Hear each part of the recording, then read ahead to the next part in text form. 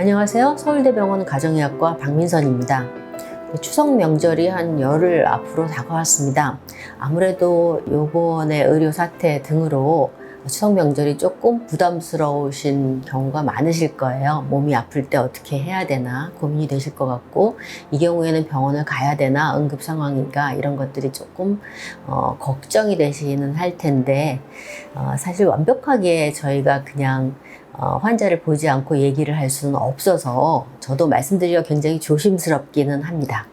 근데 이제 명절 같은 때 가장 많이 나타나는 증상은 아무래도 소화기계 증상이죠. 음식 많이 먹고 맛있는 거 먹고 평상시랑 다르게 생활하니까요. 우선 체하거나 복통 이전에 체하고 속이 아프고 쓰리고 이런 경우에 있어서는 음식을 좀 과식을 했을 때 그러실 수 있기 때문에 명절 이전에 갖춰야 될 약 중에 가장 흔한 게 지금 소화 효소제, 또 위운동을 촉진하는 위운동 촉진제, 그런 소화기계 약이 있고요. 또 아무래도 배변이 잦아진 거나 설사하시는 경우가 있을 수 있어서 지사제 같은 것들도 준비하시면 도움이 될 것 같습니다.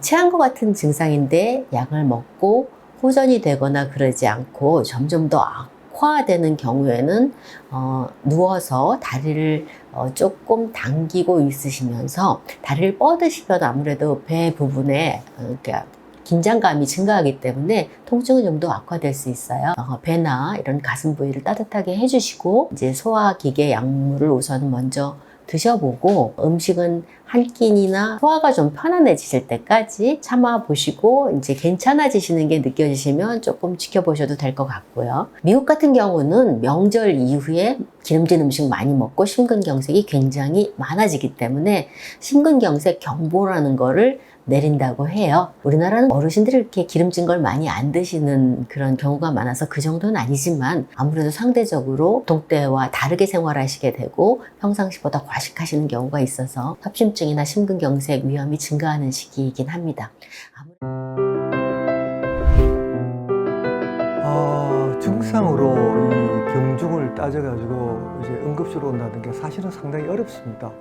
그래서 어떤 증세를 가지고 응급실에 와도 의사들도 좀 진단하는데 좀 어렵고 검사를 해봐야 아는 경우가 많기 때문에 제가 일반적으로 말씀드리기는 어렵지만, 그래도 이 정도 증세면은 꼭 병원에 와야 된다, 그 정도는 이제 말씀을 한번 드리죠.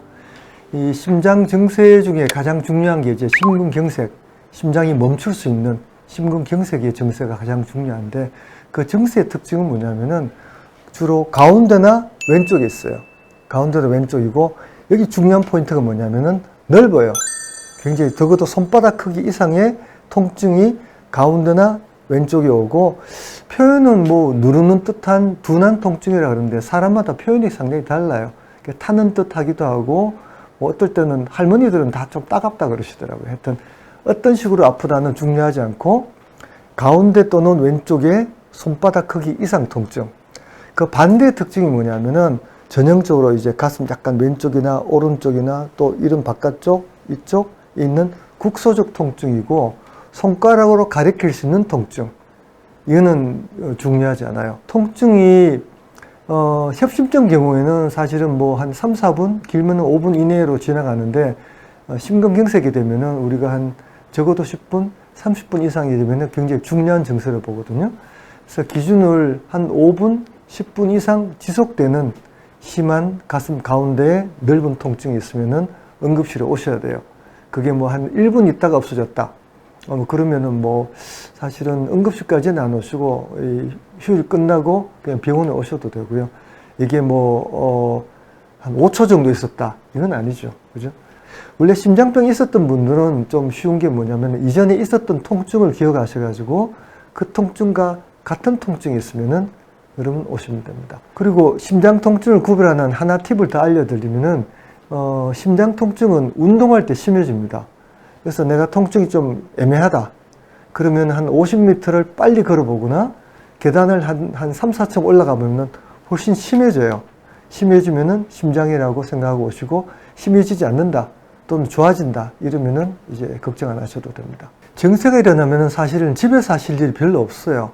그래서 제일 좋은 것은 119를 불러서 병원에 오셔야 됩니다.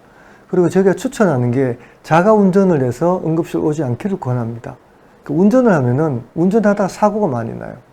그래서 집에서 할 수 있는 것 중에 하나가 이제 우리 응급약이 있죠. 그죠? 혀 밑에 넣는 설화정이라 하는 니트로그리세린이 있는데, 그게 있으신 분들은 넣으시는 게 좋고요.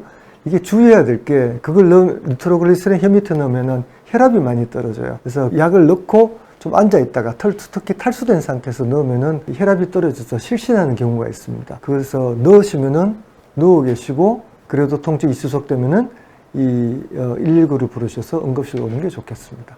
의사의 한 사람으로서 정말 죄송스럽고 또 유감스럽습니다. 이런 사태가 온다는 게 정말 좀 불행이고요. 지금 뭐 정부의 방침도 경증 환자는 응급실을 오지 않게 한다는 그런 방침이 있는데 상당히 좀 힘들어요. 저 자신도 잘 모릅니다. 이런 증세가 나타났을 때 이게 경증인지 아닌지, 물론 감기로 병원에 오시지 말고 뭐 여기 피난다고 병원에 오시지 말아야 되는데, 뭐 가슴 통증이 있거나 복통이 있거나 뭐 그런 어지럽다 이런 증세로 이게 경증인지 중증을 알기는 상당히 좀 어렵거든요. 그래서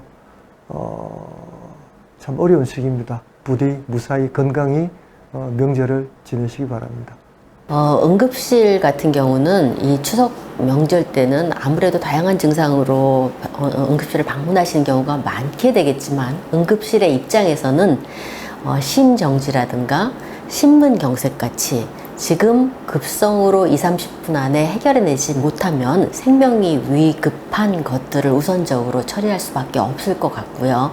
조금 두려운 점은 아무래도 교통체증이나 교통수단이 많이 움직이는 시기이기 때문에 교통사고나 절단사고 이런 것들에 대한 대처를 어떻게 할 수 있을까, 이런 것들이 지금 굉장히 걱정이 되는 부분이라서 복통, 소화기계 증상, 간단한 두통 이런 것들을 우선 상비약들을 가지고 관찰을 좀 하시면서 가까운 병의원 우선적으로 방문하시면 모든 사람들이 조금 건강하게 추석을 날 수 있지 않을까 싶습니다.